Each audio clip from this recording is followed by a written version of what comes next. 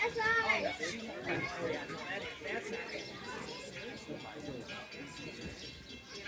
I see your shade. Well, that's us.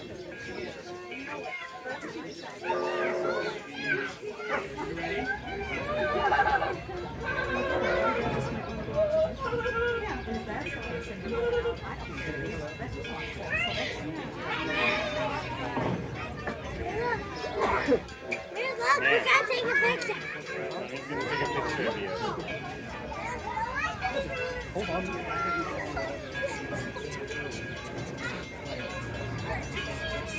There'll be other opportunities. Hey man, turn around. Look at the camera. Let's go.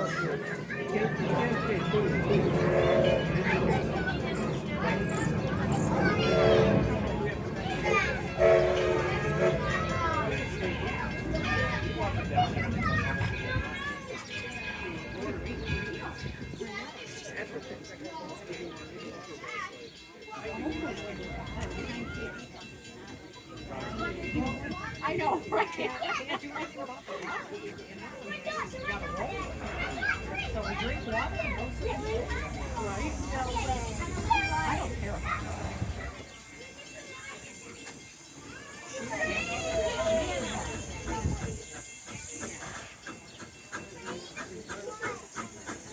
But you know what?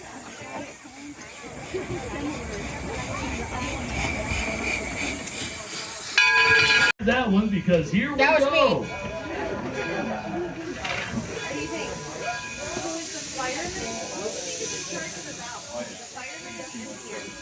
I yelled loud like a soldier. Now, if you have one of those colorful maps from our ticket office, you'll find Firestone Station at the bottom left. And we'll be moving in a counterclockwise direction as we head around the village this morning. As you know, Greenfield Village is divided into 7 districts. Our first is Henry's Model T. You can get a ride on a genuine Ford Model T car at the loading dock on the corner of Bagley and State Street, right here in Henry's Model T district. So who shows the bell? Or the whistle? The fireman do it or does... Okay.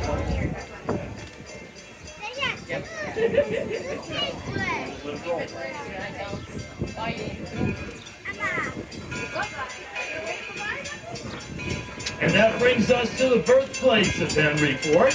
Coming up on your left is the Ford Farm. Built here in Dearborn, Michigan in 1861. Henry was born in that white farmhouse in July of 1863 and lived there with his parents and 5 brothers and sisters. All the way to your left of this building is the William Ford Farm. Plimpton home. Thomas was an indentured servant, and he lived in that small one-room house with his wife and 7 children. You are very lucky at the same time to be able to.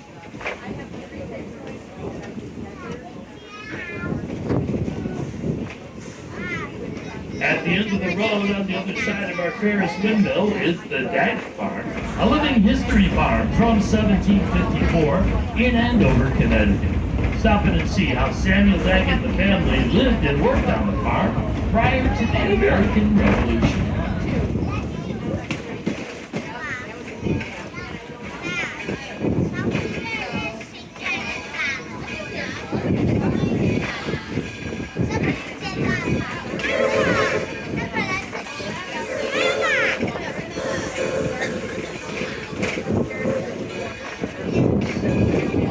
And without 1800s.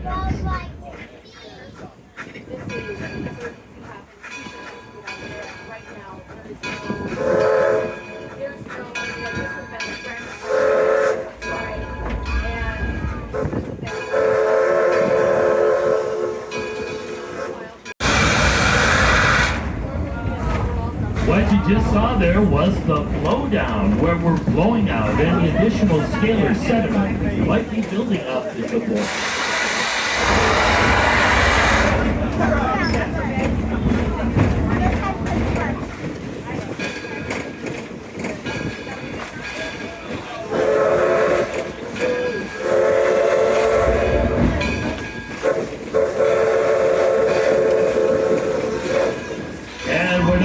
Big Oxbow Island. The Oxbow is an 11-acre wetland restoration project, one of the largest in southeastern Michigan.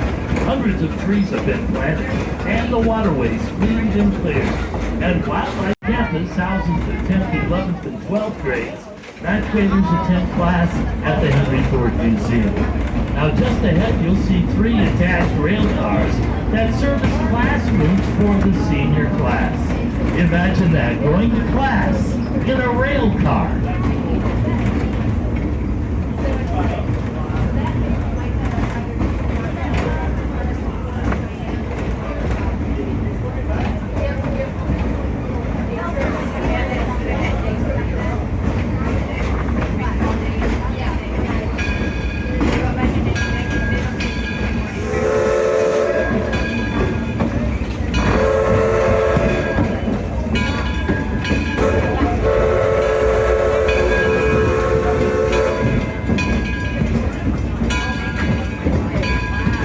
That waterway on your left is the Swanee Lagoon. It's a rainwater catch basin. We use it for flood control here at the building. More importantly though, it's the home to Godzilla, one of the biggest turtles you'll ever see. And oh boy, this... There he goes, he heard us, now we're on our way.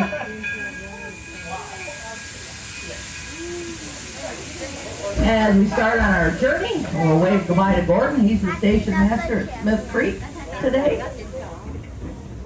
And talk about Smith Creek. That depot was built in 1858, about 8-9 miles outside of Port Huron. And that was the first work from home concept. That's where the station master, his wife, and all their children would live 365 days a year, take care of the passengers, the freight, the mail, and the telegraph.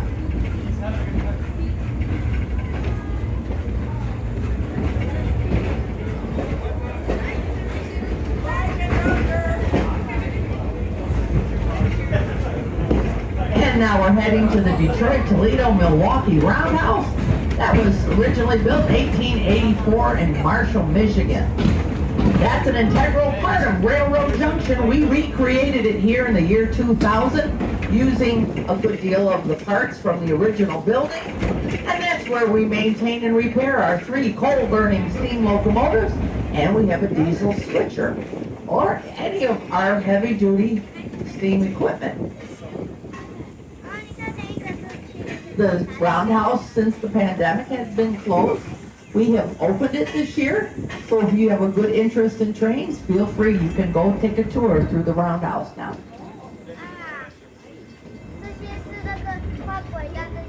And as we pass the roundhouse, you can take a peek to your left, and you're looking at the Liberty Craftworks District. That's where we have our fine artisans doing beautiful pieces of blown glass and weaving and wonderful pottery, just to name a few.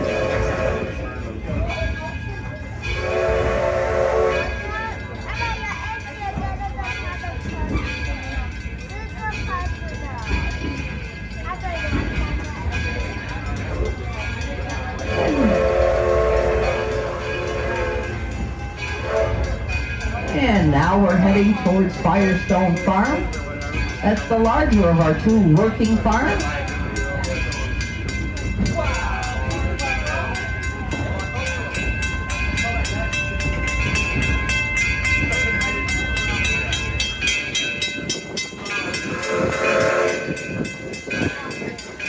The Firestone Farm was built in 1828 in Columbiana County, Ohio by Akron. And that was the birthplace of Harvey Firestone. And he in turn was the creator of the Firestone Tire and Rubber Company, created in the year 1900 in Akron, Ohio.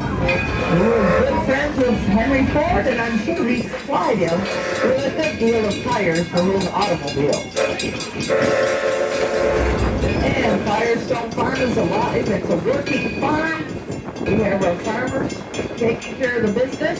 And if you like baby lambs, this is lambing season. So if you go in the big gray barn, you can see the baby lambs. And there's some other lands that are out, but not the mamas. Those are all merino sheep. And now we're coming into the Firestone station. That's the station closest to the front. So please remain seated where you are until the train comes to a complete stop.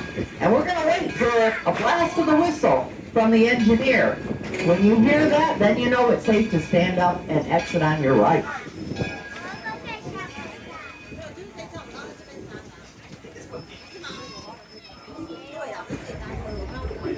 There, wait for the whistle.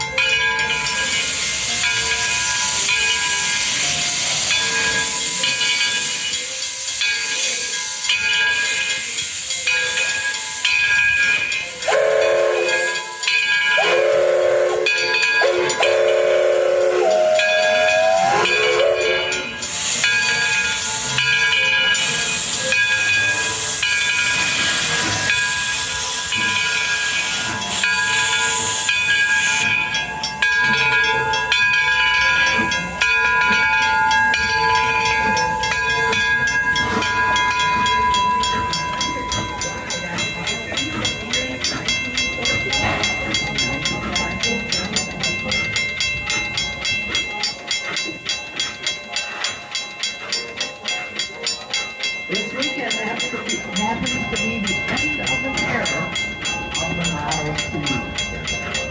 This is the time of year that they tackle.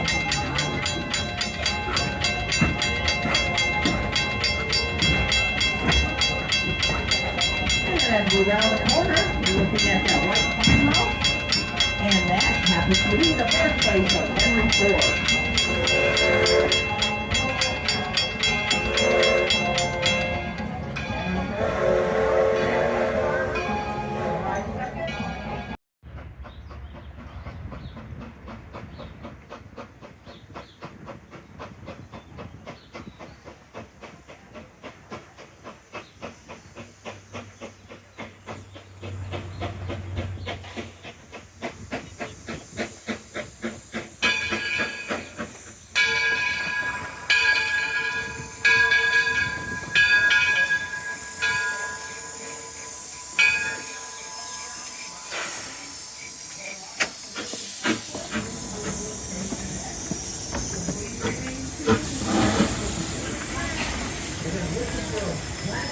From the engineer, and then you can exit on your left.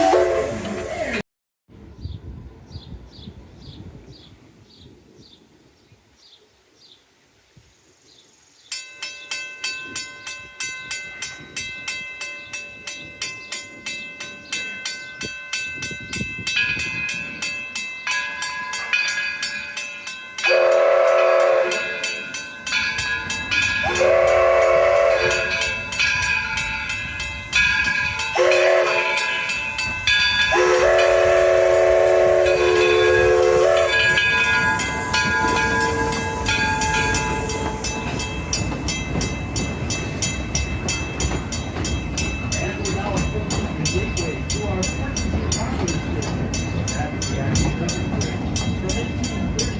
West Texas.